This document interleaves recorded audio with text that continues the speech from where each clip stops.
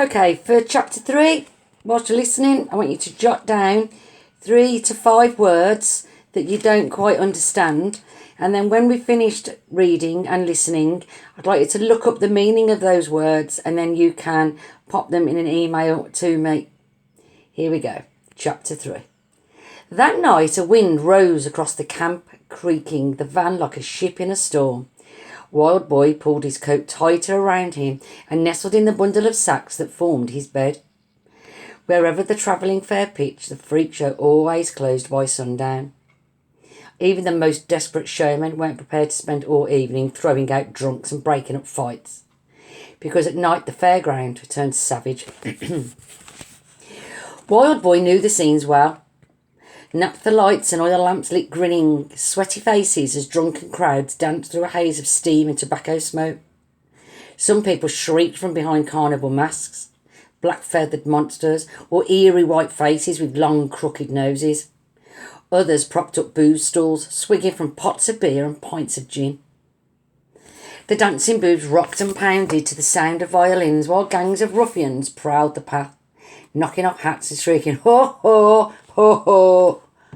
Often Wild Boy sat for hours, watching it all through a crack in the wall. It was the only time he ever relaxed, forgetting about his own life and exploring those of others.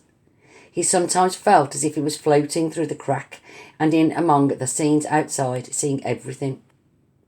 But that night, he couldn't calm down. It wasn't just the fight in the show, it was this place too. Greenwich was not far from Southwark and his old workhouse. The memories were still painful, all of those times that strangers had come to see him in his room. His heart had searched with the hope that they'd come to take him away to a different life, a normal life. But really, they'd just paid Master Bledlow to see the freak. And today he'd got carried away again in that same stupid fantasy. He should have known better by now. He'd never be anything other than the savage spectacle of Wild Boy. He slid across the van and spied through another hole, hoping he'd see something to take his mind off things among the backstage jumble of prop carts and supply wagons that spread behind the path. Nearby, 2 other freak show performers, the human colossus and the living skeleton, were fighting with tent pegs. The oldest woman in the world, the bearded lady, and Mr. Peculiar crowded around, goading them and gambling on the result. Wild Boy's eyes widened as he watched the scene intently. His breaths grew deeper, rustling the hair on his cheeks. "Hey, mutt, ugly mutt." Augustus Finch sat on the edge of his camp bed, greasy black and white hair hanging down over his face. He picked mud from the hobnails on his boots and drank deeply from his 3rd bottle of beer. Drinking was Finch's favourite activity. After dark, it was his only activity. "Get me another beer, mutt." Wild Boy shoved a bottle into the showman's hand, fighting the urge to throw it at his face. He glanced up at the deep red birthmark that stained the cheek beneath the showman's scars. The mark, Wild Boy knew, was why Finch's father had beaten him, because his son had looked different to other people. "What you gawping at?" Finch snarled. The showman put a hand against his cheek. "I said, what you looking at, mutt?" "Nothing. Ain't looking at nothing," said Wild Boy. The door opened and a sack of firewood thumped into the entrance. Sir Oswald followed it, pulling his legless body up the steps and into the van. "Evening all," he puffed. Wild Boy rushed to help, although Sir Oswald's arms were so strong he had no trouble lifting the sack. The man spent half of his life fixing up this van, screwing springs to the axles or bolting pipes to the walls. Beneath the banners, the wooden walls were crisscrossed with tubes, like the scars on Finch's face. "Extraordinary ventilation," Sir Oswald often explained. "Incredible new heating system. Wait until you feel the suspension, Master Wild.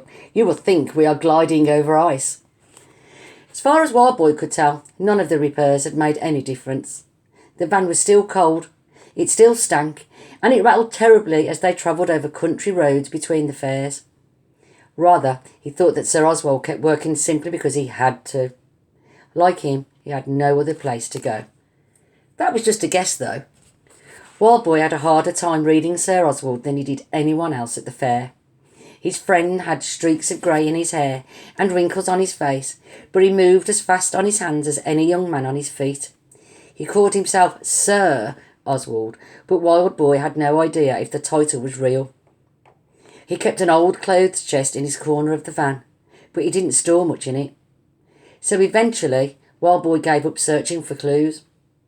He was just happy that Sir Oswald was his friend, the first and only friend he'd ever had. "Watching the fight, eh?" Oswald said. He peered through the crack in the wood. "The Colossus versus the Skeleton. Not much of a contest there. Used to box a little myself, you know, back when I had pins. Mind you, never against a brute the size of the Colossus." "The Skeleton'll win," Wild Boy said. "Poppycock. The man is so thin I can count his ribs through his vest." "He was in the army?" "I have never heard him say that." Wild Boy doubted that anyone had. Few of the freaks spoke of their past. Some found it too depressing to speak of happier times. Others, like him, simply had no happier times to speak of. Sir Oswald leaned closer to the crack, studying the skeleton curiously. "Master Wild, how could you possibly know that he was in the army?" "See the white bits in his eyes?" Wild Boy said. "Barely." "They've got black specks in them. They're powder burns from musket fire. You see the same on soldiers about the fair." "Perhaps you do, Master Wild." "And look how he folded his coat, and that old tattoo on his arm. Army bloke, no doubt about it. Watch this now." Outside, the living skeleton swung a fist. The human colossus fell to the mud with a splash and a mighty thump. "Outstanding. Master Wild, you do have an extraordinary skill." "It ain't no skill, it's just looking. Poppycock." Wild Boy shrugged. It was just what came from years of being locked up with nothing to do but watch the world and dream that he was someone else. It wasn't just his eyes that were sharp either. Confined to that room, he'd learned to separate individual sounds from the roar of the city, the barks of different dogs, or the rattle of particular carriages. He could distinguish between hundreds of smells, and had taught himself to read just from posters and placards he'd seen through the window. He didn't see any of it as being particularly skillful. It was just what came from being a freak. "Right," said Oswald. "I shall test you." He moved across the van and looked through another crack. "How about that lady there? What can you tell me about her?" Wild Boy didn't like talking about the way he saw things. He knew that it was something different about him, and he hated being different.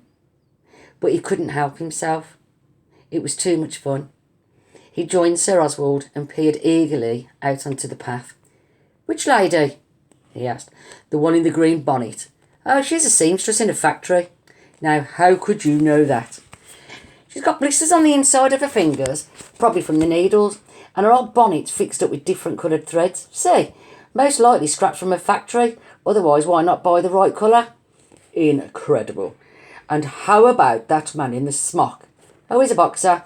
Lost his last fight for money. Scoundrel." "He needed it for his new baby, a boy." "Ah, well, that's fair game. And that woman there?" "She's a flower seller." "Now, how could you possibly know that?" "'Cause she's selling flowers." They slid back from the wall, both laughing. Wild Boy felt a warm glow inside. He realised that he was proud to have impressed Sir Oswald. "What are you pest sniggering at?" said Augustus Finch. The showman, half asleep and fully drunk, sat up on his bed, and again he covered the birthmark on his cheek. "You're laughing at me, ain't you?"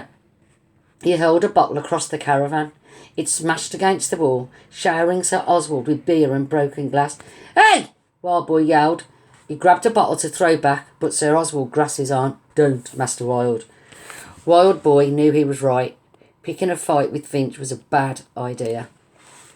Over the past few years, he'd seen the showman gouge eyes, bite off noses, even cut a man's tongue up in Liverpool. But the anger that often overwhelmed Wild Boy had returned like a drum beating inside him. He couldn't calm down. "Clean up that mess," Finch said as he slumped back on his bed. "Get me another drink." Sir Oswald's hand tightened on the Wild Boy's arm. A sad smile spread across his leathery face. "Things will get better, Master Wild, you will see." Wild Boy tried to return the smile, but it wouldn't come. He wondered how his friend always remained so hopeful. Sir Oswald had performed in a freak show. He'd suffered the same abuse. But still, he really believed that life would get better for people who looked different. "Here you are, Mr. Finch," Sir Oswald said, placing the beer bottle in the showman's hand. "Clean that up and all, runt," Finch said. Sir Oswald slid back, revolted by the sight of the showman's chamber pot on the floor. The reeking bowl was filled with sloppy brown excrement. Ugh. Finch's face cracked into a sneer. "Get it nice and sparkling like." Wild Boy's fist clenched into hairy balls. "Stay calm," he urged himself, but his hands shook with anger. Before he could stop himself, he sprang up and yelled at Finch across the fan. "Clean it up yourself, you old goat." The showman bolted up. "What did you say to me?" "Nothing," Sir Oswald said. "He didn't say anything. Here, I shall clean it up." "Don't do it," Wild Boy insisted. "He can blooming do it himself." Slowly, Augustus Finch rose. "Say that again, mutt." Wild Boy knew what would happen now. It was the same whenever he stood up to Finch, or to Master Bledlow back when he lived at the workhouse. Now he was going to get badly hurt. But he wouldn't back down, even though he felt physically sick with fear. He wouldn't give Finch the satisfaction. He tried to sound brave, but his voice betrayed him, and he couldn't stop it from cracking. It just ain't right," he said. But before he could react, the showman struck him across the face and then kicked him hard in the chest. Wild Boy tumbled back and crashed against the caravan stove in a burst of sparks. Finch towered over him. "Cry!" he roared. "I want to hear you cry for once, you disgusting, ugly mutt." The sharp taste of blood stung Wild Boy's mouth, and his chest screamed where the showman's hobnail boot had hit him.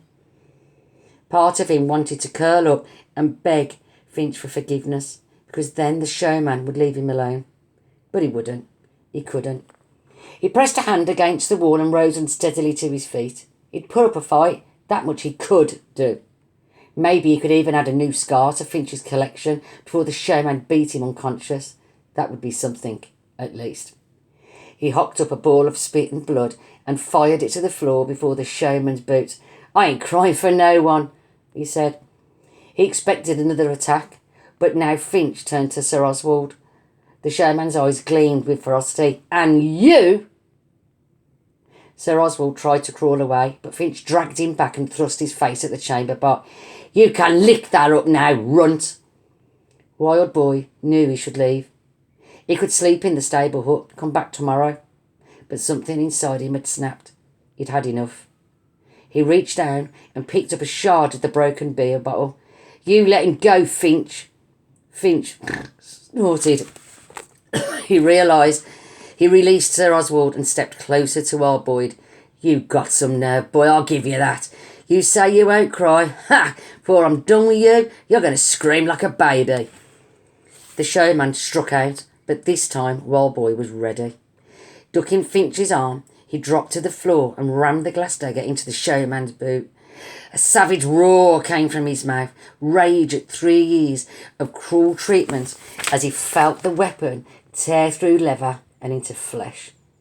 Finch gave a blood-curdling scream.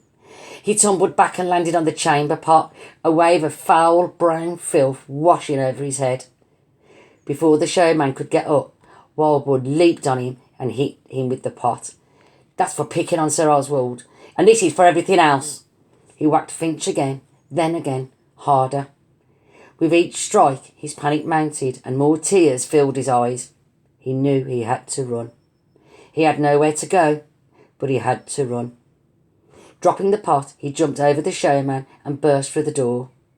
Sir Oswald cried out for him to stop, but he was already gone. His long coat swished red and gold as he fled the freak show and into the fair. Okay, so remember, 3 to 5 words that you weren't sure what they meant. Look them up in a dictionary. It can be an online dictionary, that's fine. And send me the words and their meanings.